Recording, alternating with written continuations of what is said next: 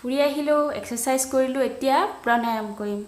আৰু আপোনালোকে কৰেনে? যদি নকৰে এতিয়াৰ পৰা ষ্টাৰ্ট কৰক। মই ডেইলি আপোনালোকক এটাকৈ প্ৰণায়াম শিকাম। আজি কপালভাতি প্ৰণায়ামটো শিকাব বিচাৰিছোঁ। সেইটো যদিহে আপোনাৰ BP হাই আছে তেতিয়াহ'লে এইটো নকৰিব, বাকী সকলোৱে কৰিব পাৰে। লগতে আবেলি সময়ত নকৰিব আৰু খালী পেটেৰে কৰিব।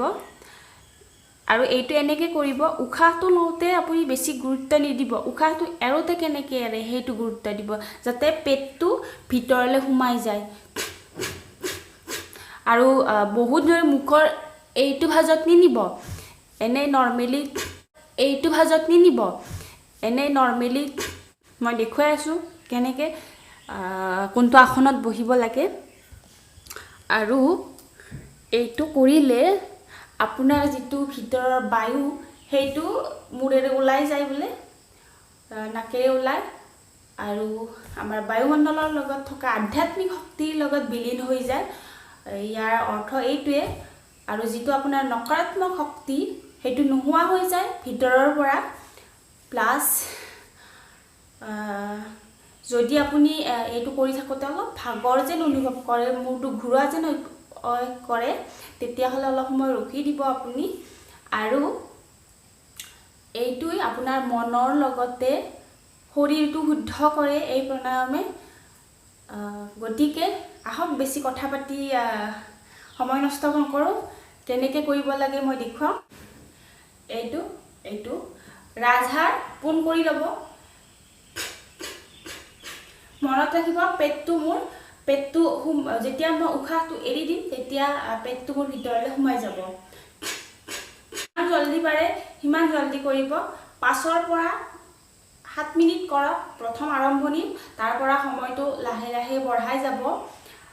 এক্সাৰচাইজ আৰু প্ৰণায়ামৰ সময়টো 1-1.5 ঘণ্টা ডেইলি কৰিবলৈ চেষ্টা কৰিব, তেতিয়া আপোনাৰ দেহটো ফিট থাকিব। এতিয়া মই দেখুৱাইছোঁ, মোৰ ৰাজহাড়টো পোন কৰি লৈছোঁ মই। আৰু পেটটো আপুনি লক্ষ্য ৰাখিব।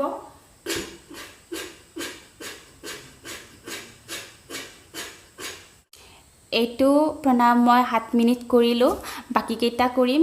টোটেল মই 1 ঘণ্টামান কৰোঁ, নিজৰ কাৰণে দি দিওঁ। কাৰণ শৰীৰটো যদি আপোনাৰ ফিট থাকে তেতিয়াহ'লে আপুনি কোনোদিন দুখীয়া বুলি নাভাবিব। ময়ো নাভাবোঁ দুখীয়া বুলি নিজকে, কাৰণ শৰীৰটো ফিট ৰাখোঁ। আৰু অকল যে কিবা এটা খালোঁ ফিট থাকিম সেইটো নহয়, নিজৰ দেহকো এইবিলাক কৰিব লাগিব। কাৰণ গাড়ী এখন ছাৰ্ভিচিং কৰিবই লাগে, তেনেকৈ শৰীৰটোকো এনেকৈ কৰি থাকিব লাগে। এক্সাৰচাইজ প্ৰণায়াম এইবিলাক কৰিব লাগে। আমি কি কৰিছোঁ, খাইছোঁ, ফুৰিছোঁ, মোবাইলটো চাইছোঁ, টিভিটো চাইছোঁ, এইবিলাক আমাৰ কি হয়, ক'ৰবাত যাব লগা হৈছে, গাড়ীত গৈছোঁ, গতিকে দেহে কোনো ধৰণৰ কষ্টই নাপায়। আগতে আমাৰ আজো ককাহঁতে কি কৰিছিলে, খোজকাঢ়ি অহা যোৱা কৰিছিলে, আমিতো গাড়ীতে কৰোঁ। গতিকে শৰীৰটোক ফিট ৰখাৰ কাৰণে যিমান পাৰে আপুনি এইবিলাক কৰি থাকক। আৰু যিমান পাৰে অইলটো কমকৈ খাব, কিন্তু সেইটো মই কিন্তু এভইড কৰিব পৰা নাই। বেলেগকহে কওঁ তেলটো নাখাবি, কিন্তু মই খাওঁ। কমাম বাৰু ময়ো লাহে লাহে, কিন্তু যিমান মই ঠিক হৈ আছোঁ এতিয়া এইবিলাক কৰিয়ে। আৰু এতিয়া বাকীকেইটা প্ৰণায়াম কৰোঁ। আৰু আপোনালোকে যদি এই ভিডিঅ'টো ভাল পায় তেতিয়াহ'লে লাইক কৰিব। যদি চেনেলটোত নতুনকৈ ভিজিট কৰিছে তেতিয়াহ'লে চেনেলটো ছাবস্ক্ৰাইব কৰিব। এনেকুৱা ধৰণৰ ভিডিঅ' মই আপোনালোকৰ কাৰণে আগবঢ়াই যাম দি। আৰু আপোনালোকে মোৰ লগত এনেকৈ সময় কটাওক, এক্সাৰচাইজ কৰক। যদি ভাল লাগে ছাবস্ক্ৰাইব কৰিব। এতিয়া মই বাকীকেইটা প্ৰণায়াম কৰোঁ।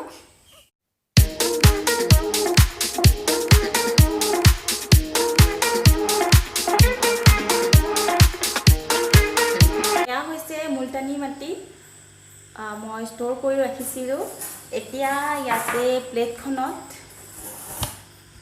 গোলাপ জল আৰু মুলতানী মাটিটি দি, আৰু ইয়াত আছে হালধি গুড়ি, চন্দন গুড়ি আৰু বহুতকেইটা আছে। এইটো মই যিবিলাক মছলা পাতিৰ দোকান হয় তাৰ পৰা লৈছিলোঁ। এতিয়া মিক্স কৰি লওঁ।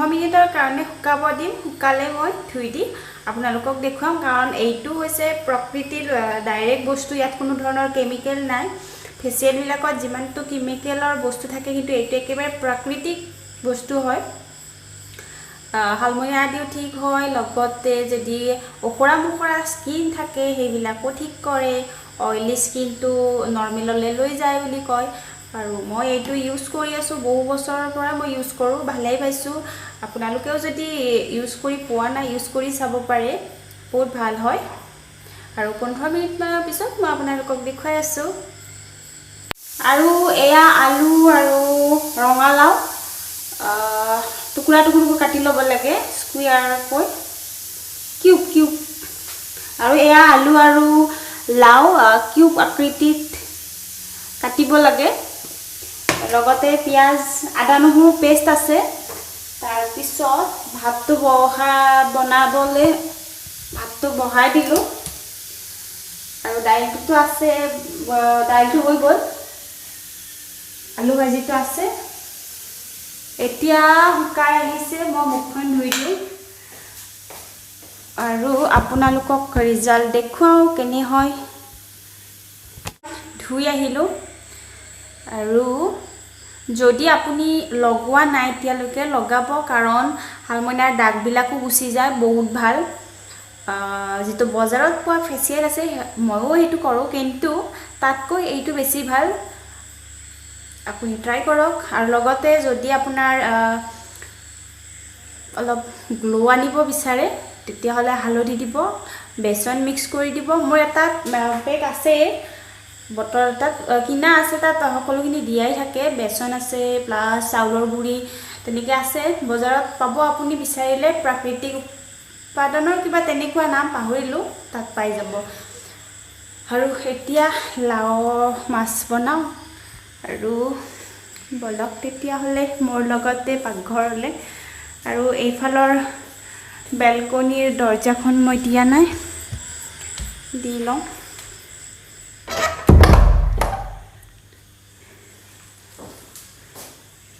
মই বহুত ফ্ৰেশ পাইছো এনেও ধৰক আজি ঠাণ্ডা বতৰ তথাপিতো কিবা এটা গ্লো অহা যেন লাগিছে আৰু মই বহুত ক্লাস 9 মানৰ পৰা লগাইছো বহুত ভাল হয় আৰু যি সকলৰ ধৰক এজ কম তেওঁলোকে ফেচিয়েল নকৰি এনেকুৱা ধৰণৰ পেক লগাব অমিতা পকা অমিতা পিটিকি লগাব পাৰে কল পিটিকি লগাব পাৰে বহুতেই ভাল এতিয়া এইখিনি মই বনাই লওঁ আৰু আপোনালোককো দেখুৱাও আগতে এটা ৰেচিপি দিছিলো নেকি এইটো আসলতে মই কাৰ্টত দেখিছিলো সে বিবি কিচেন আছিল নেকি মই তেখেতৰ তাত চাইছিলো ইয়া পিয়াজ দি দিলো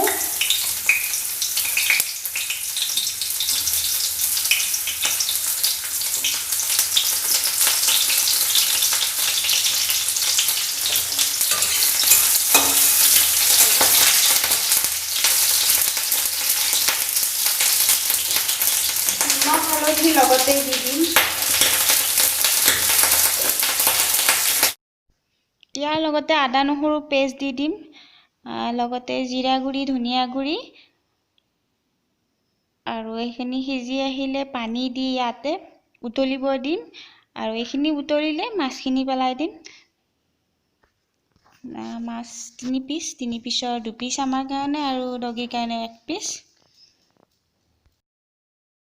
দি দিম 3 পিছ আছিলে ডগিৰ কাৰণে 1 পিছ ৰাখিছো আৰু আমাৰ দুটাৰ 2 পিছ